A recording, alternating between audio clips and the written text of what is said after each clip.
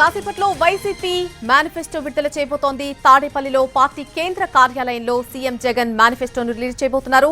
జగన్ ఇచ్చే హామీలు ఎలా ఉండబోతున్నాయి, అలాగే కొత్త వరాలు ఏం కురిపించబోతున్నారు అనేది ప్రస్తుతం ఆసక్తి రేపుతున్న అంశం. మేనిఫెస్టోలో అలవి కాని హామీలు, సాధ్యం కాని పథకాలు ఉండవంటున్నాయి వైసీపీ వర్గాలు. ప్రస్తుతం నవరత్నాలనైతే విజయవంతంగా అమలు చేస్తోంది వైసీపీ ప్రభుత్వం. ఇప్పటి వరకు ఉన్నటువంటి పథకాలను కొనసాగిస్తూనే వాటి పరిధిని కొంతమేరకు పెంచే అవకాశం కనిపిస్తోంది. డీబీటీ పథకాలకు నగదు పెంచే అవకాశం ఉంది. అలాగే మహిళలు, రైతులు, యువకులు, కార్మికులే లక్ష్యంగా ఈ మేనిఫెస్టోను రూపొందించినట్టుగా తెలుస్తోంది. కొత్తగా పారిశ్రామికరణ, ఉద్యోగ కల్పనపై కూడా ప్రత్యేక దృష్టి పెట్టింది వైసీపీ.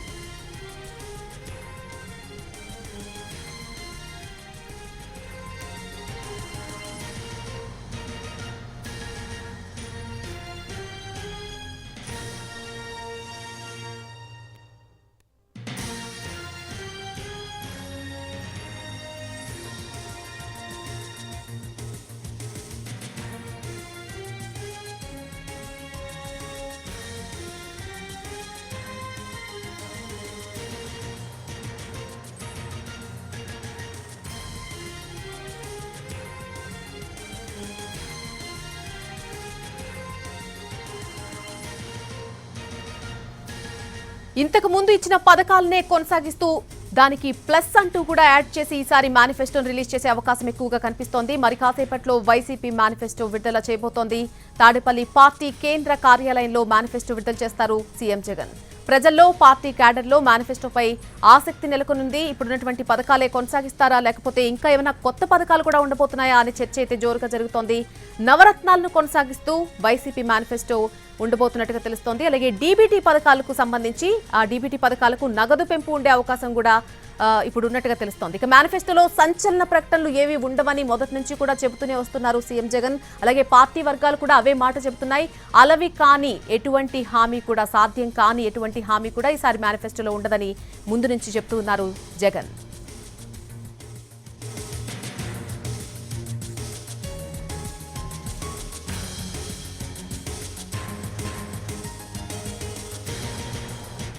మరి కాసేపట్లోనే వైసీపీ మేనిఫెస్టో విడుదల కాబోతోంది. తాడేపల్లి పార్టీ కేంద్ర కార్యాలయంలో సీఎం జగన్ మేనిఫెస్టోను రిలీజ్ చేయబోతున్నారు. ఈ మేనిఫెస్టో ఎలా ఉండబోతోంది పూర్తి అప్డేట్ అందించడానికి మా ప్రతినిధి చంద్రశేఖర్ న్యూస్ రూమ్ నుంచి పూర్తి అప్డేట్స్ తో సిద్ధంగా ఉన్నారు. Over to you Chandrashekhar. మళ్ళీ మరి కొద్దిసేపట్లోనే జగన్మోహన్ రెడ్డి మీడియా ముందుకు రాబోతా ఉన్నారు. మేనిఫెస్టో తాను రెండోసారి అధికారంలోకి రావడానికి తాను ఇస్తున్న హామీలు, తన గ్యారంటీలు ఏంటనేది జగన్మోహన్ రెడ్డి తనే స్వయంగా జనానికి వివరించబోతున్నారు. ఇప్పటివరకు 5 ఏళ్లలో ఏం చెప్పాము, ఏం చేశాము, వాటిని ఎలా తీర్చాము, ఎలా ఇచ్చాము అనేది చెప్పడంతో పాటు వచ్చే 5 ఏళ్లలో తన విజన్ ఏంటి రాష్ట్రం మీద అనేది కూడా చెప్పబోతున్నారు. ఇప్పటివరకు సంక్షేమ పథకాల మీదనే జగన్మోహన్ రెడ్డి దృష్టి పెట్టారు. రాష్ట్రంలో పరిశ్రమలు, భారీ పరిశ్రమల వ్యవహారం విషయంలో పట్టించుకోలేదన్న విమర్శలు ఉన్న నేపథ్యంలో ఈసారి ఆ అంశాన్ని కూడా నొక్కి చెప్పబోతా ఉన్నారు. ఈ మేనిఫెస్టోలో తెలుస్తూ ఉంది. అన్ని వర్గాలకు చేయూతనిచ్చే విధంగా, అన్ని వర్గాలను ఆదుకునే విధంగా, అన్ని వర్గాలకు అండదండగా ఉండే విధంగా కూడా ఈ మేనిఫెస్టోను తయారు చేసినట్టుగా మనకు సమాచారం అందుతూ ఉంది. అతిశయోక్తులు, అసాధ్యమైనవి, అనితర సాధ్యమైనవి ఏవి కూడా ఈ మేనిఫెస్టోలో ఉండటం లేదు. ఎందుకంటే జగన్మోహన్ రెడ్డి మొదటి నుంచి చెప్తారు, చంద్రబాబుతో పోల్చుకున్నప్పుడు తన కాంటెంపరీ ఆయన ఏ పార్టీ మీద అయితే పోటీ చేస్తున్నారో, ఏ కుటుంబం అయితే ఎదుర్కొన్నారో ఆ కుటుంబంకి ఉన్న మైనస్లు, తనకున్న ప్లస్లు, వాటిని జనం ముందు పెట్టిన జగన్మోహన్ రెడ్డి వాటి ఆధారంగానే తీర్పు ఇవ్వాలని కోరుతున్న నేపథ్యంలో జగన్మోహన్ రెడ్డిగా తాను సీఎంగా బాధ్యత చేపట్టిన దగ్గర నుంచి తాను అమలు చేసిన పథకాలు ఏవేవి ఉన్నాయి, ఎలా అమలు చేశాము, వాటిని ఎలా ఇచ్చామనే దాని గురించి జనానికి ఇప్పటికే చెప్పారు. మళ్ళీ మరొకసారి ఆయన ఈ మేనిఫెస్టోలో చెప్పబోతున్నారు. అంటే చెప్పింది చెప్పినట్టుగా, ఇస్తామన్నవి ఇచ్చినట్టుగా ఎలాగైతే తను మాట నిలబెట్టుకున్నానో అలాంటి విశ్వసనీయత తనకుంది. కాబట్టి విశ్వసనీయత లేని చంద్రబాబు నాయుడుతో జనం వెళ్తారా, విశ్వసనీయత ఉన్న తనతో వెళ్తారా అన్న ఆ తీర్పును ఈ ఎన్నికల్లో ఆయన తీసుకోవాలని నిర్ణయించుకున్నారు. అందుకోసమే జనం పాలకు పాలు, నీళ్లకు నీళ్లు వేరు చేసే శక్తి జనంలో ఉంది. కాబట్టి తనకు చంద్రబాబు నాయుడుకు, తనకు కుటుంబకి మధ్య ఉన్న తేడాన్ని జనం ఈజీగా గుర్తిస్తారు. చంద్రబాబు నాయుడు మనసును కూడా తెలుసుకున్నారు. కాబట్టి ఇప్పుడు తను కొత్తగా జనాన్ని నమ్మించాల్సిన అవసరం కానీ, కొత్తగా జనాన్ని ఓట్ల రూపంలో మార్చుకోవడం కోసం, జనాన్ని తన వైపు మరల్చుకోవడం కోసం అసాధ్యం కానీ అనితర సాధ్యమైన హామీలు ఏవి కూడా ఇవ్వాల్సిన అవసరం లేదనేది జగన్మోహన్ రెడ్డి భావిస్తున్నారు. అందుకోసమే సుదీర్ఘమైన కసరత్తు చేశారు. రుణమాఫీ మీద వచ్చిన సూచనలు ఆయన పరిశీలించారు. అలాగే రైతు భరోసా ఇప్పుడు ఇస్తున్న 13,500 పెంచే విషయం మీద వచ్చిన సూచనలు సలహాలు కూడా ఆయన పరిశీలించారు. అంటే జగన్మోహన్ రెడ్డి సీఎంగా ప్రతిరోజు మొదటి భాగం అంటే 10 గంటల నుంచి మధ్యాహ్నం 1-1:30 వరకు ప్రభుత్వ పాలన మీద దృష్టి పెడతారు. మిగతా భాగం అంతా కూడా తను చేస్తున్న కార్యక్రమాల అమలు తీరు మీద ఆయన సమీక్షించుకుంటారు. అలాగే చేయాల్సిన పథకాల మీద కూడా అమలు తీరు మీద, అలాగే కొత్తగా ఏం చేస్తే బాగుంటుంది, జనానికి దగ్గర కావడానికి కానీ జనం సమస్యలు తీర్చడానికి కానీ ఏం చేస్తే బాగుంటుంది అనేది కూడా ఆయన చూసుకున్నారు. ఆయన రివ్యూలో మనం చూస్తే మధ్యాహ్నం తర్వాత ఏ రివ్యూ ఉండదు. అలాగే శనివారం ఆదివారం పూర్తిగా ఇంటికే పరిమితం అవుతారు.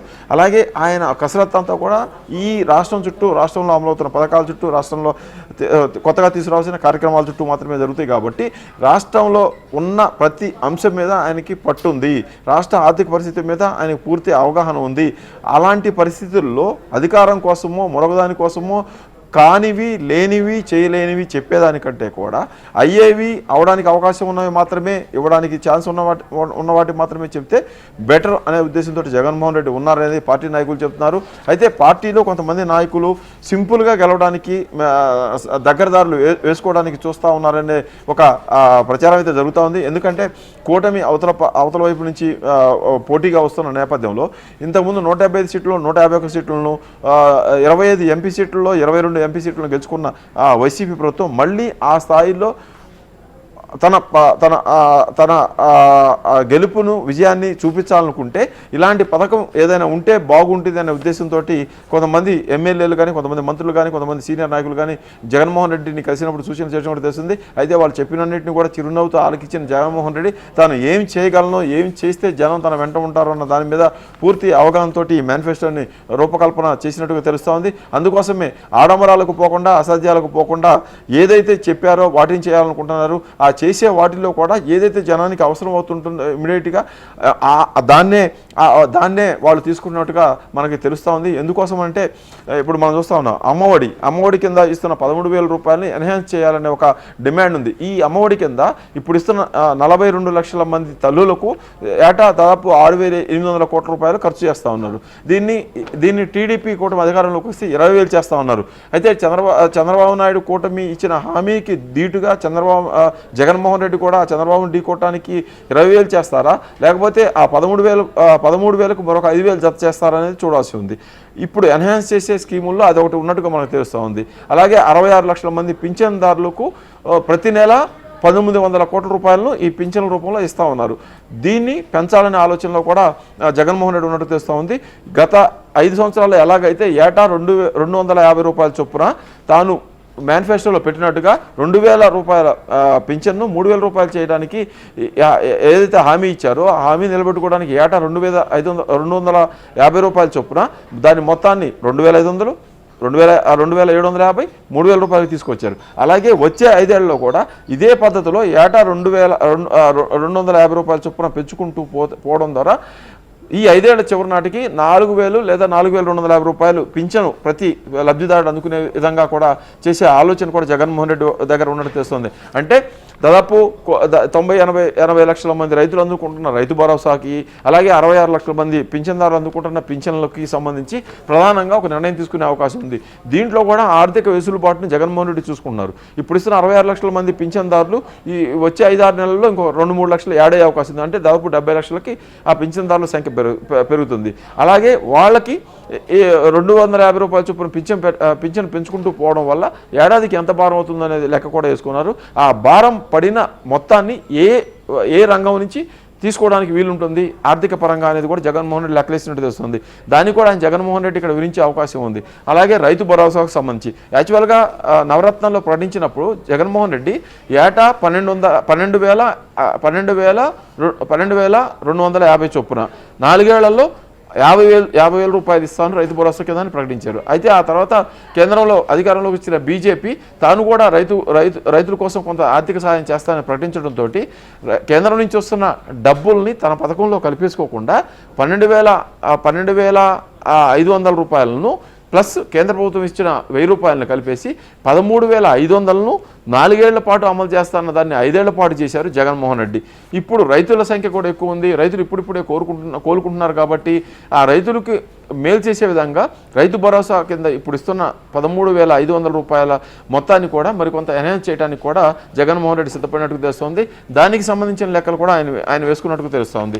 రైతు రుణమాఫీ విషయానికి వచ్చేటప్పటికి రైతు రుణమాఫీ అనేది ఎట్టి పరిస్థితుల్లో కూడా సాధ్యమయ్యేది కాదు రాష్ట్రంలో ఇప్పుడున్న ఆర్థిక పరిస్థితుల దృష్ట్యా. ఇప్పటికే డీబీటీ ద్వారా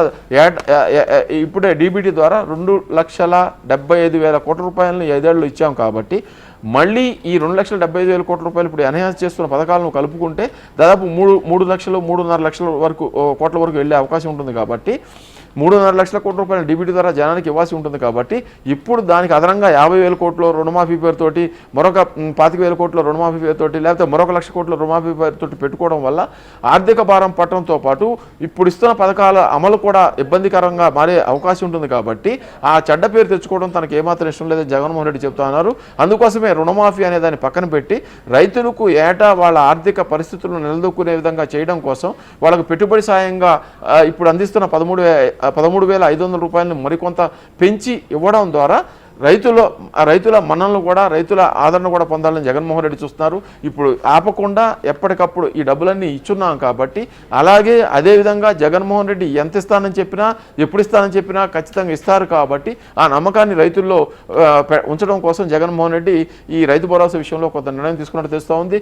భారీగా పెంచాలా మధ్యస్థంగా పెంచాలనే చర్చ కూడా జగన్మోహన్ రెడ్డి దగ్గర జరిగింది. అయితే జగన్మోహన్ రెడ్డి అందరూ చెప్పినవి విన్నారు, అందరూ సూచించిన సలహాలన్నీ తీసుకున్నారు. కానీ పక్క రాష్ట్రంలో వస్తున్న రాబడులు ఇంకో పక్క రాష్ట్రం చేస్తున్న ఖర్చులు ఈ రెండింటిని బేరీజ్ వేసుకున్న తర్వాత రెండింటికి సమానంగా ఉండే విధంగా ఎక్కడా కూడా రాబడి కంటే ఖర్చులు ఎక్కువ పెట్టుకొని అబాస్పాలయ్యే కంటే లేకపోతే రాబడి ఎక్కువ ఉన్నా కూడా జనానికి డబ్బులు పంచకుండా డబ్బులు పథకాల రూపంలో ఇవ్వకుండా ఉండడం కోసం అనేది బ్యాలెన్స్గా ఈ పథకాలను ఆయన బేరీజ్ వేసుకున్నట్టు తెలుస్తుంది. అయితే ఇప్పుడు ఈ 5 ఏళ్లలో ఇచ్చిన చేనేత నేస్తం కానీ వాహన మిత్ర కానీ ఇలాంటి పథకాలను ఇప్పుడు కొనసాగిస్తారా లేదా అన్న సందేహం కూడా జనంలో ఉంది. ఎందుకంటే ప్రతి వర్గాన్ని కూడా కవర్ చేయాలనే ఉద్దేశంతో తన పాదయాత్రలో తాను చూసిన ప్రతి వర్గం కష్టాలను కూడా తన మేనిఫెస్టోలో రూపొందించారు, మేనిఫెస్టోలో పెట్టారు జగన్మోహన్ రెడ్డి. అందుకోసమే వాహన మిత్ర వచ్చింది. వాహనదారులు ఎవరైతే ఉన్నారో వాళ్ళందరికీ కూడా వాళ్ళకు సహాయంగా ఉండేందుకు ఏటా 10,000 రూపాయల చొప్పున 5 ఏళ్లుగా 4 విడతలుగా ఆయన ఇచ్చిన పరిస్థితిని మనం చూసాం. అలాగే చేనేత కార్మికులకు ఏటా 24,000 రూపాయల చొప్పున చేనేత కార్మికులు కూడా ఇచ్చిన పరిస్థితిని మనం చూసాం. అలాగే కాపు నేస్తం పేరుతోటి మహిళలకు ఏటా 18,000 రూపాయలు ఆర్థిక సహాయంగా అందించిన పరిస్థితి చూసాం. అలాగే చిల్లర వ్యాపారాలు చేసుకునే వాళ్ళకి, తోపుడు బండ్లు వ్యాపారం చేసుకునే వాళ్ళకి జగనన్న చేదోడు పేరుతోటి 10,000 రూపాయల ఆర్థిక సహాయం ఇచ్చిన పరిస్థితిని చూసాం. ఇలా ప్రతి వర్గాన్ని కవర్ చేసుకుంటూ వెళ్ళారు ఈ 5 ఏళ్లలో. ఇప్పుడు కూడా మళ్ళీ ఆ పథకాలను కొనసాగిస్తారా లేదా అనేది కూడా చూడాలి. ఎందుకంటే వాస్తవంగా నవరత్నాలను ప్రవేశపెట్టింది, నవరత్నాలను ప్రకటించింది వచ్చే 5 ఏళ్ల కోసం అనేది జగన్మోహన్ రెడ్డి చెప్పారు. ఇప్పుడు మళ్ళీ వచ్చే 5 ఏళ్ల కోసం కూడా వీటిని పొగిడిస్తారా లేదా పొడిగిస్తే ఎంతవరకు పొడిగిస్తారు అనేది కూడా చూడాల్సి ఉంది. మొత్తానికైతే జగన్మోహన్ రెడ్డి మేనిఫెస్టో మీద రాష్ట్రం అంతా కూడా ఆసక్తిగా ఎదురు చూస్తూ ఉంది. జగన్మోహన్ రెడ్డి మళ్ళీ అధికారంలోకి వస్తానన్న ధీమోతో ఉన్నారు. తన బస్సు యాత్ర కూడా సక్సెస్ అయిపోయింది. రేపటి నుంచి మళ్ళీ బహిరంగ సభలకు వెళ్తున్నారు. రోజు 2-3 నియోజకవర్గాలు ఆయన కవర్ చేయబోతున్నారు. రేపు రాయలసీమ ప్రాంతంలో అలాగే కందుకూరు, ప్రకాశం జిల్లా కందుకూరులో ఆయన పర్యటించబోతా ఉన్నారు. ఇటు జనం నుంచి స్పందన చూసిన జగన్మోహన్ రెడ్డి పూర్తి విశ్వాసంతో ఉన్నారు తన గెలుపు మీద. తిరిగి తనే అధికారంలో రాబోతున్న నమ్మకంతో ఉన్నారు. తిరిగి అధికారంలోకి రాబోతున్న సమయంలో అలవికాని హామీలు ఇచ్చి లేకపోతే కూటమిని చూసి భయపడి చేయలేని హామీలన్నీ కూడా ఇచ్చి చెడ్డ పేరు తెచ్చుకునేదానికంటే ఇప్పుడు ఇచ్చిన హామీలను ఎలాగైతే అమలు చేశామో తూచా తప్పకుండా అలాగే వచ్చే 5 ఏళ్ల కోసం తన మేనిఫెస్టో ఏదైతే ఇస్తున్నామో తన మేనిఫెస్టోని బైబుల్, ఖురాను, భగవద్గీతగా ఎలాగైతే ఆయన పరిగణిస్తారో అంత పవిత్రంగా తన మేనిఫెస్టో ఉండాలి. మేనిఫెస్టో కూడా పేజీలు లేకుండా మొన్నైతే కేవలం 3 పేజీల్లోనే ఇచ్చారు. ఒక ఫోల్డర్ని 3 పేజీలు ఇలా మడతపెట్టి ఇచ్చారు. ఈసారి అయితే కేవలం 1 పేజీలోనే మొత్తం ఇది పాంప్లెట్ రూపంలో అంటే అరచేతిలో ఇమిడిపోయే విధంగా తన హామీల పత్రం ఉండేలాగా జగన్మోహన్ రెడ్డి రూపొందించినట్టు తెలుస్తోంది. పేజీల కొద్దీ పుస్తకాల కొద్దీ హామీలను గుప్పిచ్చేసి వాటిని కూడా అమలు చేయకుండా అటకెక్కించడం లాంటి కార్యక్రమాలు చేయడం ద్వారా చంద్రబాబుకు తనకు తేడా లేదు అని అనిపించుకునే పరిస్థితుల్లో జగన్మోహన్ రెడ్డి లేడు అని జగన్మోహన్ రెడ్డి ప్రతిసారి చెప్తున్నారు. 2014 ముందు టీడీపీ ఏదైతే హామీలు ఇచ్చిందో ఆ హామీల పత్రాన్ని ఇంటర్నెట్లో లేకుండానే తీసేశారు. ఎందుకంటే అమలు చేయలేరు కాబట్టి అందుకోసం వాళ్ళు తీశారు. కానీ నేను ఏదైతే హామీ ఇస్తానో, హామీ పత్రం ఇస్తున్నానో, మేనిఫెస్టోగా చూపుతున్నానో వాటన్నింటినీ కూడా అమలు చేస్తాను కాబట్టి అమలు చేసే వాటి సంఖ్య పరిమితంగా ఉంటుంది. ఆ పరిమితంగా ఉండే హామీలన్నీ కూడా ఒకే పేజీకి పరిమితమై ఉంటాయి అనేది జగన్మోహన్ రెడ్డి చెప్తా ఉన్నారు. కాబట్టి ఇప్పుడు ఆసక్తికరంగా ఉంది. షెడ్యూల్ ప్రకారం 11కే ఆయన మీడియా ముందుకు రావాలి. మీడియా ముందుకు వచ్చేసి ఈ హామీలన్నీ చెప్పాల్సి ఉంది. మా కసరత్ అంతా ఇప్పుడు పూర్తయిపోయింది. మేనిఫెస్టోని చూస్తే మద్య నిషేధం అంశం కూడా ఒక కీలక అంశంగా చెప్పుకోవాలి. గతంలో అధికారంలోకి వచ్చిన తర్వాత మద్య నిషేధానికి సంబంధించి కొన్ని ఆరోపణలు ఎదుర్కొంది వైసీపీ ప్రభుత్వం. సో ఈసారి మద్య నిషేధానికి సంబంధించి ఒక కీలక ప్రకటన ఉండే అవకాశం కూడా ఉందని చెప్తున్నారు. దానికి సంబంధించిన అప్డేట్ ఏంటి చంద్రశేఖర్? ఖచ్చితంగా మద్య నిషేధం సంబంధించి ఈసారి కీలకమైన ప్రకటన జగన్మోహన్ రెడ్డి చేస్తారు. ఎందుకంటే 5 ఏళ్లలోనే మద్య నిషేధాన్ని పూర్తి చేస్తాను, కేవలం స్టార్ హోటల్కి మాత్రమే మద్యాన్ని పరిమితం చేస్తాము, మద్యాన్ని ముట్టుకుంటేనే షాక్ గుట్టే పరిస్థితి తీసుకొస్తామని జగన్మోహన్ రెడ్డి పదే చెప్పారు. తన పాదయాత్రలో ఇదే ప్రధాన అంశంగా తీసుకున్నారు. చెప్పిన విధంగా కూడా వచ్చిన 1-2 సంవత్సరాల్లో అప్పుడు దాదాపు 3,600 3,700 మద్యం షాపులు ఉండేవి, రిటైల్ షాపులు, వైన్స్లు. వాటిలో ఏడాదికి 20% చొప్పున తగ్గించుకుంటూ వచ్చారు. ఇప్పుడు రాష్ట్రంలో దాదాపు 2,900 చిల్లర మద్యం షాపులు ఉన్నాయి. 2 ఏళ్ల నుంచి ఆ షాపుల సంఖ్యను తగ్గించడం లేదు. అయితే రాష్ట్రానికి పొరుగు రాష్ట్రాల నుంచి విపరీతంగా మద్యం వస్తూ ఉంది. అలాగే రాష్ట్రంలో నాటుసారా కూడా విపరీతంగా తయారవుతుంది. మనం ఉత్తరాంధ్రకు తీసుకుంటే ఒరిస్సా రాష్ట్రం నుంచి వస్తూ ఉంది. అలాగే మనం ఇటు అనంతపురం కర్నూలు తీసుకుంటే కర్ణాటక మద్యం వస్తూ ఉంది. ఇటు గుంటూరు కృష్ణా తీసుకుంటే తెలంగాణ నుంచి మద్యం ఏపీలోకి డంప్ అవుతున్న పరిస్థితి ఉంది. వీటిని ఒక పక్క కట్టడి చేసుకోవాల్సి ఉన్న పరిస్థితి ఉంది. ఎప్పుడైతే మద్యాన్ని హఠాత్తుగా రద్దు చేయడం ద్వారా, మద్యాన్ని నిషేధం హఠాత్తుగా పెట్టడం వల్ల ఎవరైతే మద్యానికి అలవాటు పడిన వాళ్ళు ఉన్నారో వాళ్ళు ఆరోగ్యపరమైన ఇబ్బందులు ఎదుర్కొనే అవకాశం ఉంటుంది. అలాగే ఈ ఇలిసిట్ లిక్కర్ కానీ ఈ అక్రమ మద్యం అంతా కూడా రాష్ట్రం మీద డంప్ అయ్యే అవకాశం ఉంటుంది. కాబట్టి వాటిని కట్టడి చేసుకుంటూ దశల వారీగా ఈ మద్య నిషేధాన్ని అమలు చేయాలనేది మొదట వైసీపీ ప్లాన్గా ఉండేది. అయితే గత 2 ఏళ్ల నుంచి ఈ షాపుల సంఖ్యను తగ్గించకుండా అలాగే బార్ల పాలసీని కూడా 2025 వరకు కూడా ప్రభుత్వం పొడిగించింది. అంటే 2025 వరకు కూడా మద్య నిషేధం ఉండదని మనకి ఏడాది క్రితమే అర్థమైపోయింది. అలాగే ఇప్పుడు ఉన్న ప్రభుత్వ మద్యం షాపులన్నీ కూడా ఈ ఏడాది సెప్టెంబర్ వరకు కూడా రెన్యువల్ చేసుకొని ఉన్నాయి. కాబట్టి సెప్టెంబర్ వరకు కూడా ఈ మద్య నిషేధం అనేది ఉండదని తెలిసిపోతుంది. అయితే మద్య నిషేధం అనేది హఠాత్తుగా చేయకూడదనేది జగన్మోహన్ రెడ్డి వ్యూహం కనిపిస్తుంది. దశల వారీగా షాపులను తొలగించడం, దశల వారీగా వాటి ధరలను పెంచుకుంటూ పోవడం ద్వారా తాగడానికి మద్యం ప్రియులు ఎవరైతే కూడా సాహసించడానికి వీలు లేకుండా మద్య ధరలను పెంచాలని ఆయన భావిస్తూ ఉన్నారు. బ్రాండ్ల విషయంలో కూడా కొన్ని ఆరోపణలు ప్రభుత్వం మీద వచ్చాయి. నాసిరకమైన మద్యం అమ్ముతా ఉందనేది, వాటికి సంబంధించి కూడా ప్రభుత్వం ఈ మధ్యకాలంలో కొంత సెటిల్ చేసే పరిస్థితి కనిపిస్తూ ఉంది. మద్యం ఆదాయం మీదనే ప్రభుత్వం ఆధారపడింది. ఓ పక్క సంక్షేమ పథకాలు ఇస్తూ ఇంకొక చేత్తోటి ఆ మద్యం రూపంలో వేలాది కోట్ల రూపాయలు ప్రభుత్వం ఖజానా నింపుకుంటుందనే ఆరోపణలు కూడా ఉన్న నేపథ్యంలో ఈ 5 ఏళ్లలో ఖచ్చితంగా ఈ మద్య నిషేధం దానికి సంబంధించి తన ప్రభుత్వం ఏ విధంగా ముందుకెళ్ళబోతుందనే విషయాన్ని కూడా జగన్మోహన్ రెడ్డి ఈరోజు చెప్పే అవకాశాలు స్పష్టంగా కనిపిస్తున్నాయి. ఇప్పుడు 5 ఏళ్ల విషయంలో ప్రభుత్వం ఏం చెప్పినా ఏం చేసినా కూడా జగన్ నమ్మారు, జనం నమ్మారు, జగన్ కూడా విశ్వసించారు. ఇప్పుడు ఈ 5 ఏళ్లలో కనుక ఈ మద్య నిషేధాన్ని పూర్తిగా కొనసాగిస్తామనో తీసుకొస్తామని చెప్పకపోతే దాని మీద వచ్చే రిఫర్కేషన్స్ వేరుగా ఉంటాయి. కాబట్టి ఇప్పటి వరకు తాను ఎదుర్కొన్న ఇబ్బందులను ఈ మద్య నిషేధానికి సంబంధించి ఎదురైన సమస్యలను కూడా జగన్మోహన్ రెడ్డి చెప్పేసి ఈ 5 ఏళ్లలో దానికి సంబంధించిన ఒక వివరణ అయితే ఆయన ఇచ్చే అవకాశం ఉంది. ఎందుకంటే ఏటా 30-35 వేల కోట్ల రూపాయలు ఈ మద్యం అమ్మకాల ద్వారా ప్రభుత్వానికి జమ అవుతూ ఉంది. ఈ 5 ఏళ్లలో దాదాపు 1,30,000 కోట్ల రూపాయల ఆదాయం ప్రభుత్వానికి వచ్చింది. ఇంత ఆదాయాన్ని ప్రభుత్వం కోల్పోతే వాటితోటి అమలు చేయాల్సిన పథకాలను ఏ విధంగా బ్యాలెన్స్ చేసుకుంటారనే విషయం కూడా జగన్మోహన్ రెడ్డి బెరీ చేసుకోవాల్సిన పరిస్థితి ఉంటుంది. కాబట్టి మద్య నిషేధం అనేది కూడా హామీగా చూడడానికి లేకపోయినప్పటికీ కూడా మద్య నిషేధం అనేది మహిళలు ఎక్కువ మంది ఆశగా ఎదురు చూస్తున్నారు. తమ కుటుంబాల్లో చిచ్చు రేపుతున్న ఈ మద్యాన్ని పూర్తిగా తరిమేయాలని మహిళలు కోరుకున్నారు. కాబట్టి పైగా ఇంకొక ప్రధానమైన విషయం ఏంటంటే జగన్మోహన్ రెడ్డి అమలు చేస్తున్న ఈ పథకాల్లో, ఈ 5 ఏళ్ల నుంచి అమలు చేసిన పథకాల్లో, డీబీటీ ద్వారా డబ్బులు ఇస్తున్న పథకాల్లో ఎక్కువ భాగం మహిళల ఖాతాలకే పరిమితమయ్యాయి. ఇంటి పట్ట ఇంటి నిర్మాణంతో సహా అన్నీ కూడా మహిళల ఖాతాలోనే వేస్తున్నారు, మహిళల పేరుతో ఇస్తున్నారు. కాబట్టి మహిళల ఆదరణ తనకు ఎక్కువగా ఉందని జగన్మోహన్ రెడ్డి నమ్ముతున్నారు. వివిధ సర్వేలలో కూడా జగన్మోహన్ రెడ్డికి ఏపీలో మహిళల ఆదరణ ఎక్కువగా ఉందని చెబుతున్న నేపథ్యంలో అలాంటి మహిళలకు ఊరటనిచ్చే ఈ అంశానికి సంబంధించిన నిర్ణయాన్ని మేనిఫెస్టోలో జగన్మోహన్ రెడ్డి చెప్పే అవకాశం కనిపిస్తూ ఉంది. 5 ఏళ్లలో ఎందుకు చేయలేకపోయాము, ఇప్పుడు వచ్చే 5 ఏళ్లలో ఏ విధంగా చేయబోతున్నాం అనేది ఆయన చెప్పే అవకాశం ఉంది. మహిళలను తన ఓటు బ్యాంక్గా, తిరుగులేని ఓటు బ్యాంక్గా మార్చుకుంటున్న జగన్మోహన్ రెడ్డి వాళ్లకు సంబంధించిన ఈ వ్యవహారంలో కూడా కీలకమైన నిర్ణయం తీసుకునే అవకాశం కూడా ఉన్నట్టు తెలుస్తూ ఉంది. Nalini. Right Chandrashekhar, thanks for the update.